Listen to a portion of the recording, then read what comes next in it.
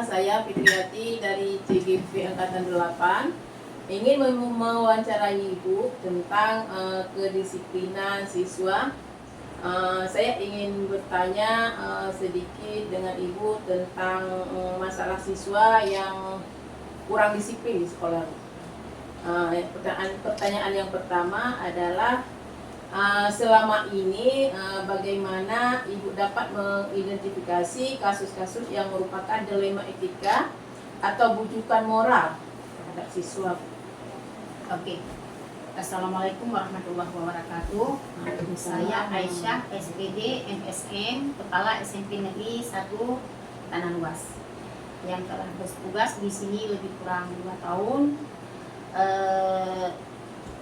Ingin menjawab pertanyaan dari CGP Bu Fitriati yang sedang dalam pendidikan ya. Iya.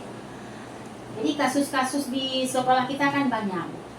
Jadi ada kasus kemarin itu siswa malah bukan jarang ke sekolah, tidak mau lagi bersekolah. Jadi kami beserta guru, wali kelas dan guru DP mencoba untuk mengunjunginya ke rumahnya. Iya Bu. Selanjutnya pertanyaan yang kedua Bu ya.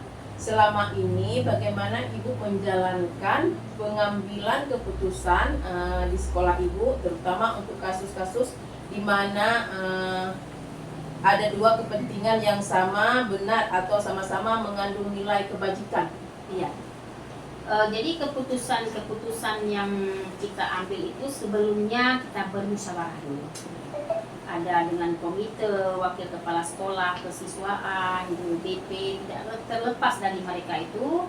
Kita duduk berembuk bagaimana suatu tindakan yang kita ambil sehingga kita tidak merugikan anak. Setiap apapun yang kita laksanakan di sekolah ini, kita harus berpihak kepada anak. Seperti itu ya. Pertanyaan ketiga Bu ya, langkah-langkah atau prosedur seperti apa yang bisa Ibu lakukan selama ini? Iya. Jadi prosedur yang kita laksanakan seperti yang kasus yang seperti ini itu adalah seperti tadi saya bilang, duduk musyawarah kecil dengan wakil kepala sekolah, dengan wali kelas, terutama wali kelas yang berada siswanya di dalam kelas tersebut.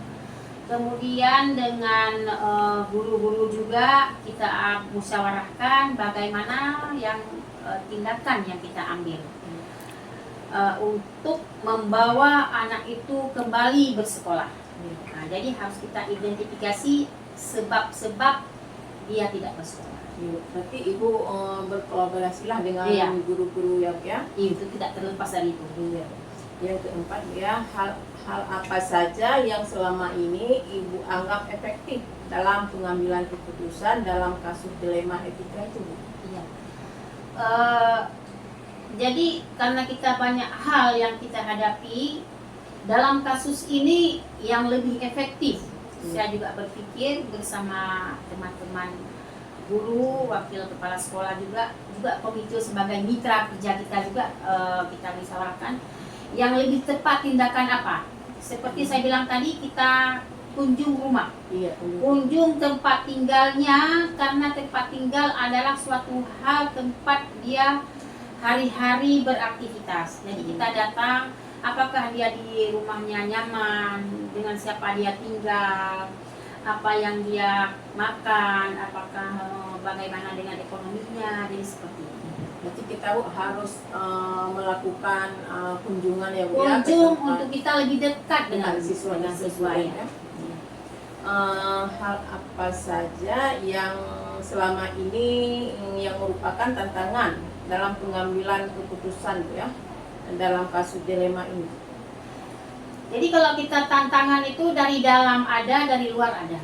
Tantangan itu setiap masalah itu yang mau kita selesaikan itu ada jalan lurusnya, ada jalan beloknya. Tapi tantangan kecil itu biasa, harus kita hadapi Bu ya? Kita hadapi tantangan kecil. Sebagai kepala sekolah harus bisa mengambil suatu kebijakan. Artinya yang penting kita berpihak kepada anak, seperti saya bilang tadi. Tidak untuk kepentingan pribadi kepala sekolah, tidak untuk kepentingan pribadi guru dan sebagainya, kita ambil keputusan yang efektif adalah menjemput anak, apakah dia duduk di kelas 9, belajar, ikut ujian, kita usahakan untuk bisa tamat atau lulus di sekolah. Ya, Bu, ya, supaya anak itu nggak putus sekolah, Nggak Bu, ya. putus sekolah itu penting, karena sekarang dituntut adalah pendidikan dasar 12 tahun. Jadi tidak lagi 9 tahun, 12 tahun. Jadi dia harus ada tingkat SD, SMP, dan SMA sampai perguruan tinggi kalau zaman sekarang. Zaman sekarang yang serba canggih, kita tidak bisa cukup hanya dengan pendidikan SMA. Ya, ini ada beberapa pertanyaan lagi. Pertanyaan selanjutnya, Bu, ya.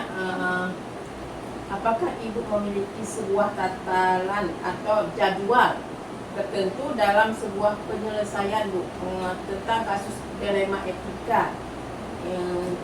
Apakah Ibu langsung menyelesaikan di tempat atau memiliki sebuah jadwal yang untuk penyelesaiannya? Bentuk atau prosedur seperti apa yang Ibu jalankan? Iya, penjadwalan penyelesaian kasus bersama guru kesiswaan dan BP itu kita buat penjadwalannya. Tetapi jadi kita ada dua penjadwalan, ada penjadwalan khusus, ada jadwal secara tiba-tiba, tergantung pada kasus. Kalau kasus yang kita hadapi seperti kunjung rumah, kunjung tempat tinggal, itu kita buat dengan jadwal. Tetapi ada kasus yang tiba-tiba harus diselesaikan